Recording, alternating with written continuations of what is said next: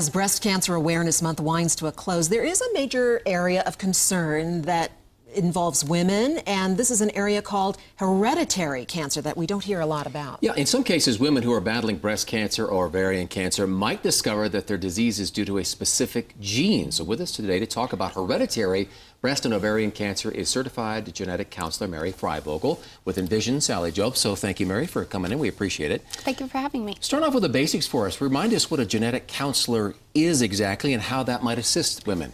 Sure. So genetic counselors are healthcare providers with master's trained degrees in genetics and counseling. Okay. So what we do typically is we help patients who have questions about a disease that they have or a disease that they have in their family history, and they want to know how that affects their risks. Mm-hmm. And why is this awareness of genetically transmitted cancer so important? Yeah, so my area of specialty is cancer, and the reason that it's so important to meet with a genetic counselor is because they can help you understand, if I have these types of cancer in my family, what does that mean for me? Should I be being screened differently? How does it affect my risk? How does it affect the risks of cancer for my children? And so if we identify people that have these higher risks, we can hopefully screen them differently and reduce the chances that they will get the cancer that they've seen other people in their family get. And we hear the term, sometimes people say hereditary cancer. Could you explain kind of what that is exactly? Sure. So we think that a lot of cancers have about 30% of cases that have some type of inherited component. Okay. The 10% that are typically hereditary are the ones that we're most concerned about because they put people at a very, very high risk for cancer. So family history affects your risk for cancer regardless. But if you have one specific gene that has a mutation in it, it can increase your risk of cancer very, very significantly, much more than your family history might. And some of these genes have other cancers associated with them. So we might see a family history of breast cancer, but if we know there's a specific gene mutation, we're not only concerned about breast cancer, but potentially ovarian cancer as well. And this came up recently when we had a call center here in our other studio for breast cancer and the connection to ovarian cancer. People were calling in wanting to know about this connection, but also they were a little concerned about actually doing the test and putting all their information out there. Any comment on that? Sure. So that's one of the big misconceptions that people have about genetic testing, is that information from a genetic test result might be used against them, like by an insurance company.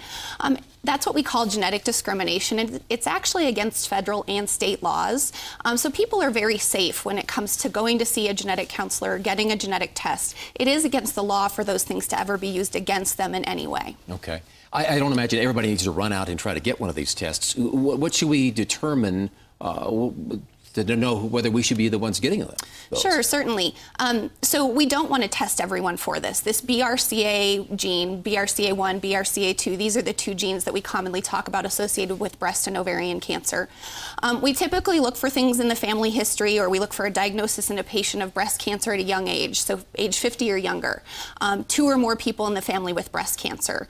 Associated breast and ovarian cancer on the same side of the family.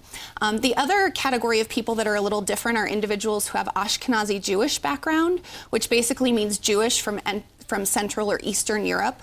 And these people actually are much more likely to carry these BRCA mutations. So really, Jewish background with any history of breast or ovarian cancer in any member of the family is enough to think about this BRCA testing. All right, we have just enough time now to touch on insurance. First of all, is it covered, this testing, and can you be discriminated against because of this testing? Sure. So certainly, most often the genetic testing is covered by insurance as long as it's indicated, and that's what genetic counselors can help with, is to figure out, is this indicated, and even to help the patient just decide, is this something I want to know? How does this affect me? How does this affect my family members?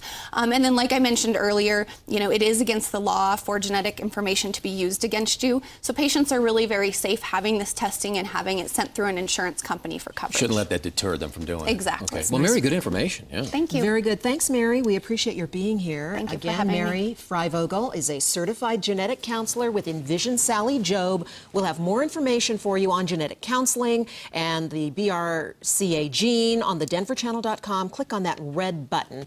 Just give us a little time. Give us until noon to get that posted for you.